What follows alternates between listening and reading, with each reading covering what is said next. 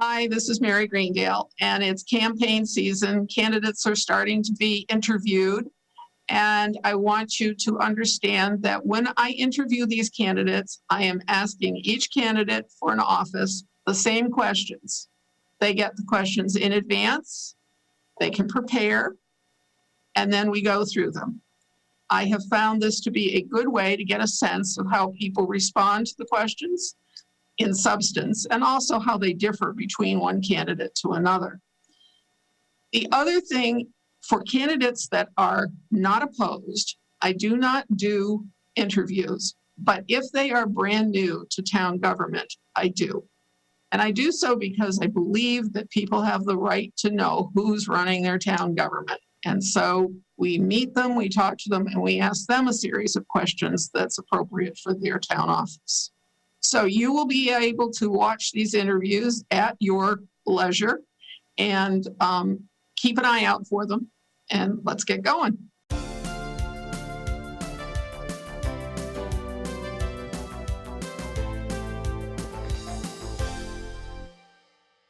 Hi, I'm Mary Greendale, and welcome to Just Thinking. Right now, we're going to interview Frank Sobchak. Do I pronounce that properly? Yeah, it's perfect. It was anglicized when we got off the boat. Yeah, well, so was mine, only mine was a whole lot longer. So anyway, good to have you aboard. And you're running for school committee. Yes. And okay, so tell us a little bit about yourself. Thanks, Mary. I really appreciate you having me on. I'm married. My wife and I have lived here about 10 years.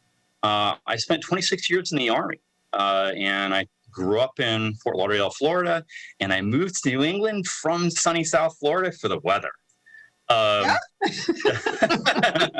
Okay. Actually, I came here, the Army brought me here. And I had a really number of different jobs in the Army. I started out as a military intelligence officer, and yes, I know it is an oxymoron. But then I transitioned to Special Forces branch. I went through the assessment and selection, and I had a couple overseas deployments. I went to Kuwait in 1993. I went to Kosovo in 2000, Jordan in 1999, and then Iraq in 2005. And kind of across my military career, I had quite a few jobs that were very much kind of outside like the orbit that you would think of being in the military. And I think a lot of those jobs were very formative, and I think they would help me serving on school committee. So one, I served as the garrison commander at Natick Soldier Systems Center at the labs. And that job is kind of really like a city manager and mayor kind of like combined together, where you have like kind of political kind of engagements with different areas, but at the same time you also have kind of all the policy wonk type jobs where you run the emergency services, parks and recreation, public works, social services, human resources, logistics, kind of the whole, all the things that are necessary for making a 3,000 person small base run. I also had the fortune of serving for 4 years as the liaison between U.S. Special Operations Command and Congress. And so I interacted with the Armed Services Committees, with the Appropriations Committees and the Intelligence Committees on the Hill, in D.C. And so that also gave me kind of insight into how the legislative process works, kind of how, sausage is made. And I learned a lot from it. And then, last, I also ended up, had kind of a crazy job where the Army said, hey, for 5 years, I want you to work with the team and research the lessons of the Iraq War and then write 2 books on it. And so I have 2 books that proudly sit in Coffee Haven as books published by Hollistonians. And it was a, really neat opportunity. We have 4 kids. My oldest is graduating Eastern Connecticut State University next month. My 19-year-old is taking a gap year, then my 14-year-old, she is in 8th grade going into 9th grade. And then I have an 11-year-old who is in 5th grade. They're both of the younger kids were very fortunate. They were able to enter into the French immersion program in kindergarten and have been with it through the whole way. Huh. That's great. Yeah, I have a grandson that went through the French immersion program forever too, throughout the whole thing. So when you moved here, were the schools a consideration? Yeah, they were a huge factor. So they're important to us for both, first, the perspective of, Holliston had this reputation for having great schools. And so that attracted us. Both my wife and I, my undergraduates from West Point, were classmates. Both of us went back to teach in the same department. We taught undergraduates at West Point U.S. Military Academy in the history department. Later, I ended up also teaching at Tufts University. So education is really important for us, and so making sure our kids were going to a really good school mattered. Now, coupled with that, the kind of uniqueness of this, the program that we have here in Holliston, and having a full bilingual, complete immersion really mattered to us, both my wife and myself. So my wife had kind of grown up overseas. Her dad was a lawyer for the Army Corps of Engineers, and she lived in Saudi Arabia. And then the Saudis had this kind of interesting policy where they saw American teenagers as troublemakers, and so they were mandatorily forced to leave the kingdom. And then the Saudis paid for them to go to school wherever they wanted. So she actually went to a school in Switzerland and kind of had a bilingual education there. I went to a school in South Florida that was very progressive, and we had an hour of Spanish every day. And so to both of us, that bilingual education is kind of, like doing our part to be global citizens. That really mattered to us. And it was a huge pull to bring us to Holliston. Okay. And what motivated you to run for the school committee? Yeah, so, a couple things. So, first of all, education is in my blood, and it is a passion. Like I said, I taught at the undergraduate level, both at West Point and at Tufts. I love teaching. And I think it is one of the most important and honorable professions that exist because they have so much impact on our kids, our future, on the next generation. Our kids spend as much time in school as they do with us. So our teachers, they have an impact on, their social development, their emotional development, their academic development. They help them become the people who they are. And so, being a part of that, has always been important. I'm actually, I'm in a PhD program right now. I'm studying at the Fletcher School of Law and Diplomacy because I want to, it's the profession I want to go into. As I'm kind of starting my new life again after having left the military. And frankly, it's kind of that it's something that in some ways I wish I had done instead of the military. Kind of those what ifs. And so yeah, and so it is such an important profession that it's something that I want to do my best to help, to contribute to help, create the policy for Holliston. And, it's something that's in my blood too. My mom was an elementary school teacher. My wife is a third generation teacher. So, it's kind of a family education. It is our life, it's our passion, and it is something that matters. Great. The pandemic also, frankly, had a factor too in my decision to run. In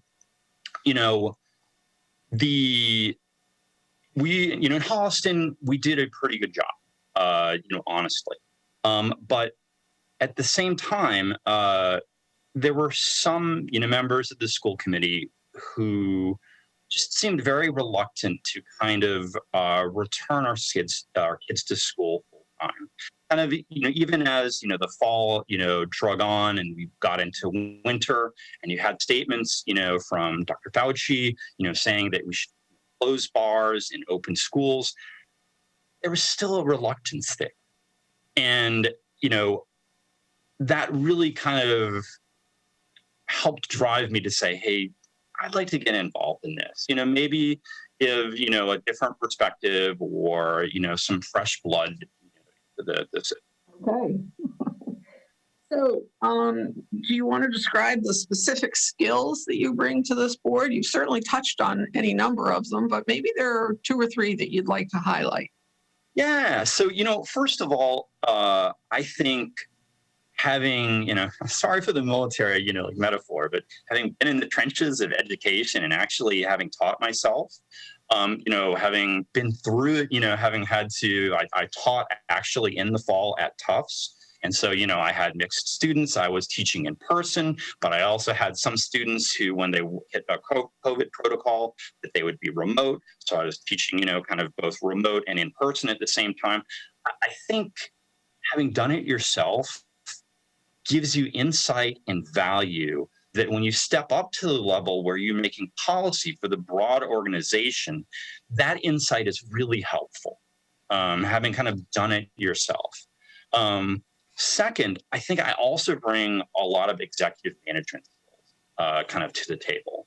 And in particular, I really want to highlight my time at Natick Labs as something that is really of value.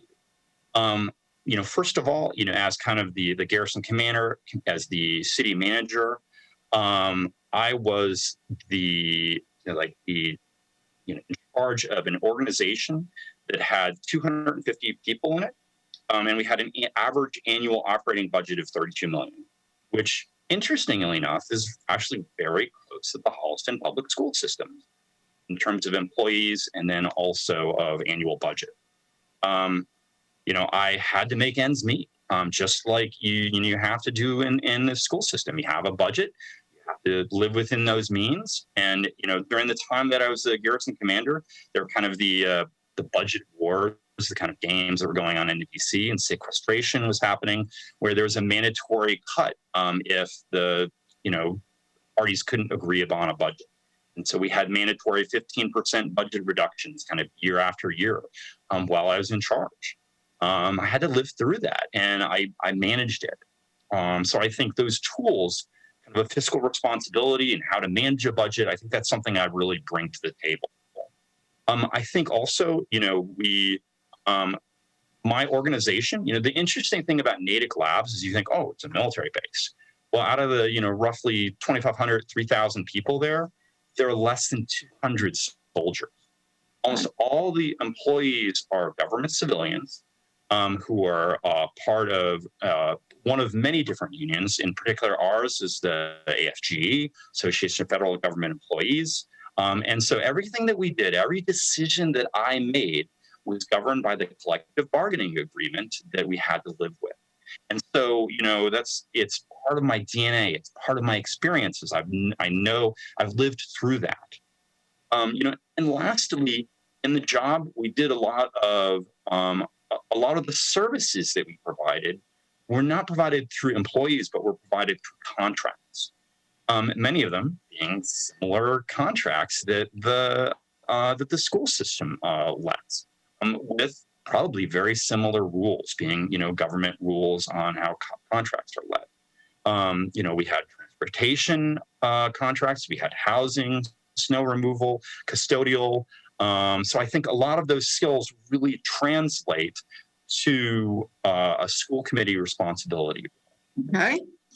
So in your opinion, what are the top 2 assets of the schools? So the top 2 assets in my mind for the schools, of all, is, we have something here in Holliston that, like, across the United States, they just don't have. And we have choice. And we have the opportunity to choose either a traditional program, a Montessori program, or a French immersion program. And that it is wonderful, and, frankly, that is something that I would defend to my last breath if I was elected, because it is so valuable, because, different students learn in different ways. And, while the traditional might work for one student, it might not work for another. And the Montessori program would work much better for that student. And so that opportunity to really be able to pick and choose, as well as to bring our children into kind of a full immersion program, be like global citizens, that's something that I think it's wonderful. It's a huge, huge asset. The second one. Oh, yeah. The second one is that we have some amazing teachers. And frankly, I would argue that we have more than our fair share of great teachers. Not just good teachers, but amazing teachers. We all remember that teacher or teachers that changed our lives. That, we look back and that, I'm 51. That I remember teachers from grammar school and high school who taught me, about being a good person, taught me about how to learn, about the scientific method, about the importance of logic and reason and arguments, and how to treat each other with respect and dignity. We have some great teachers. And, I'll name drop just a couple, if that's okay. No, probably not a good idea. Okay. So I won't go there. Probably not.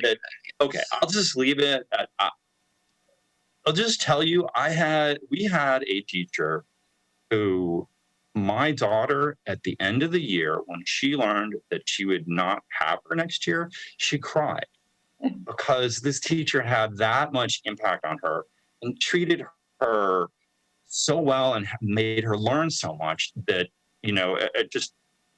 it was a great experience. I remember those days. Two liabilities or hurdles. I've found that the word liabilities can be getting into some people's way. So maybe hurdles. I don't know. Yeah, either liabilities or hurdles, semantics. So I'm okay with kind of either term. So for me, to have a world-class organization, and that's what I really think that we should be aiming here for in Halston. The beauty of New England, and honestly, one of the reasons why we settled here is it's the Athens of America. It's the modern-day Athens of the world. There is no more greater concentration of kind of higher education and good education in one place than here. And so to have a world-class education system, I think you need to have great people, you need to hire and retain good people, and then you need to have infrastructure. And so I am concerned about both. I will say that kind of a concern, whether you want to call it concern, liability, hurdle, I am worried that in particular that the kind of acrimonious debate and conflict over salaries right now has the potential to damage retention and hiring of those great teachers that make us a good system.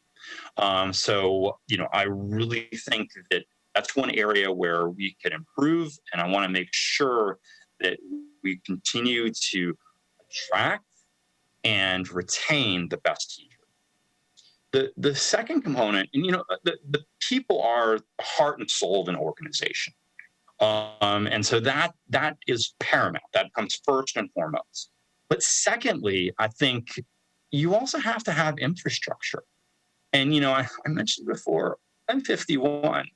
The high school is older than I am. The last time the high school was renovated basically was before I entered the Army.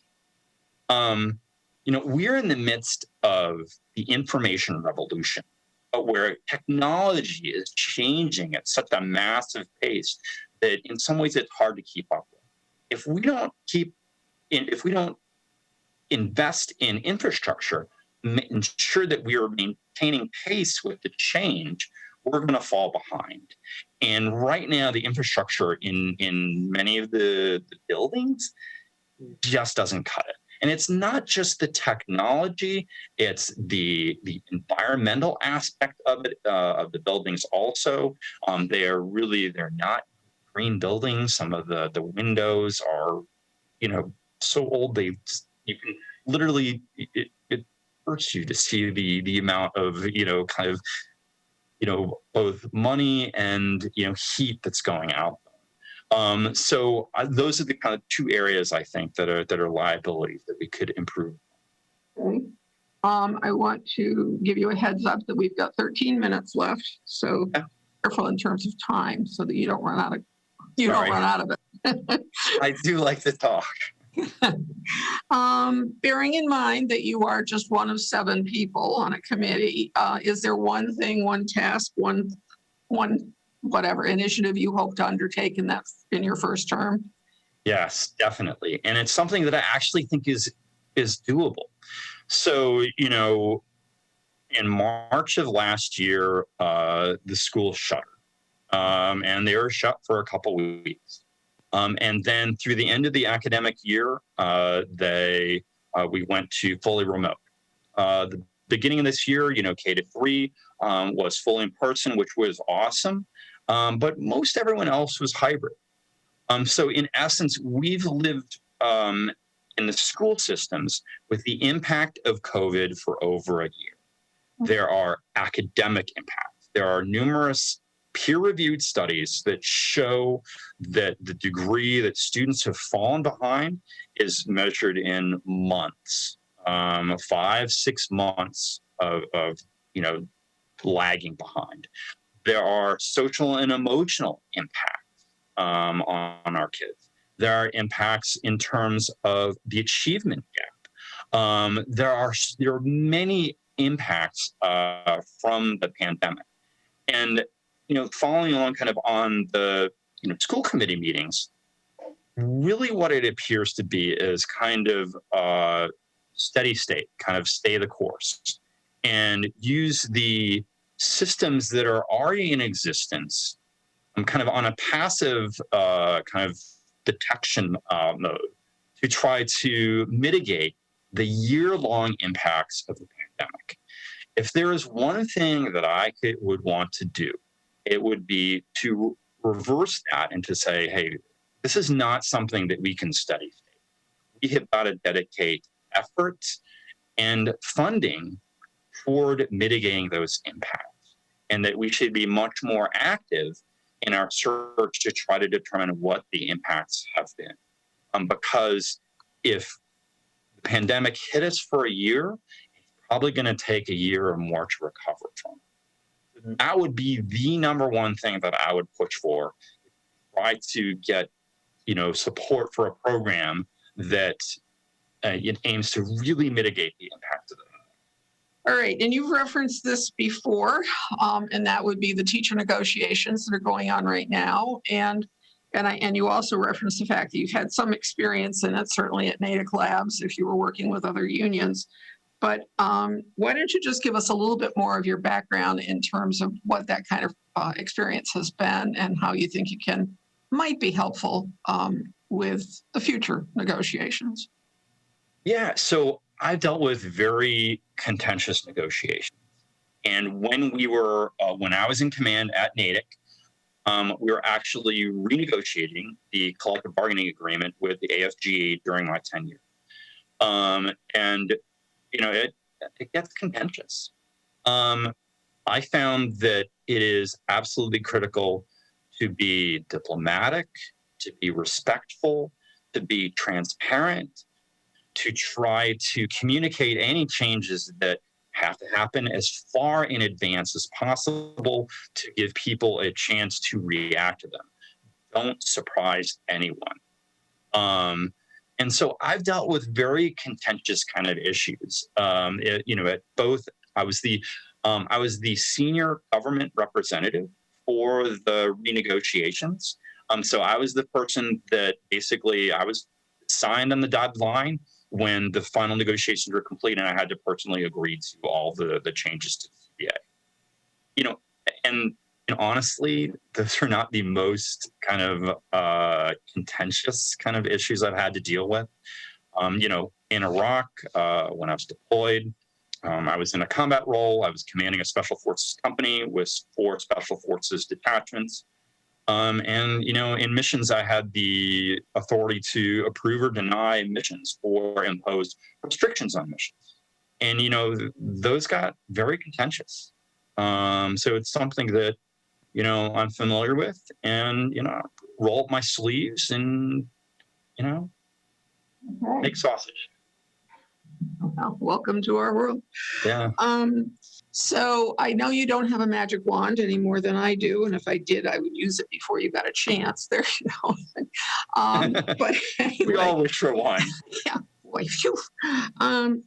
How would you address the hazard pay question or issue with teachers? And you won't, in all likelihood, have the opportunity to really do this, so that's why it's kind of a cheating question. But it does help us see just exactly where you're coming from. Yeah, and I agree. It's important. It's also important to be transparent on our positions, and that's part of good governance and democracy in action.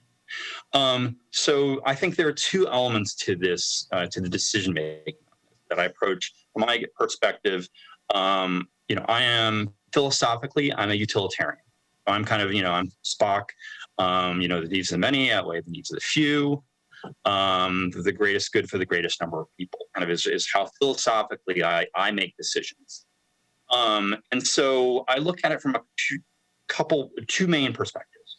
First, I think, you know, fortunately, we are, you know, inshallah, you know, the Arabic term, God willing, we are at the point in the pandemic where, because of the beauty of science and vaccines, and some of the hard work that people had done trying to, you know, cross the curve, I think, particularly in New England, we're starting to get close to a point where we're reaching herd immunity. There was an interesting article that came out just a couple of days ago where in the 4 New England states, Massachusetts included, the, you know, cases had been rising, and then all of a sudden in April they started to decrease.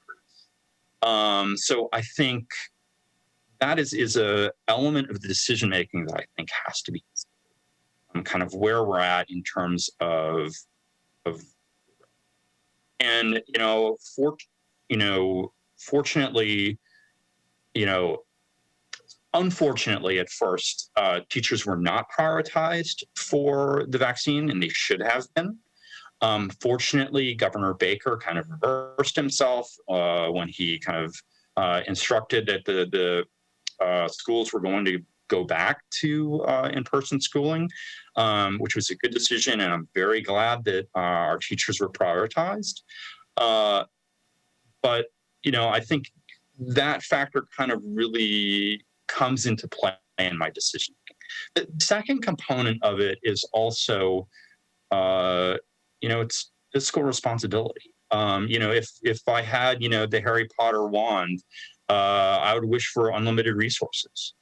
I would wish for, you know, an unlimited budget. But we don't have that, and we have to make hard decisions on what is the greatest good for the greatest number of people.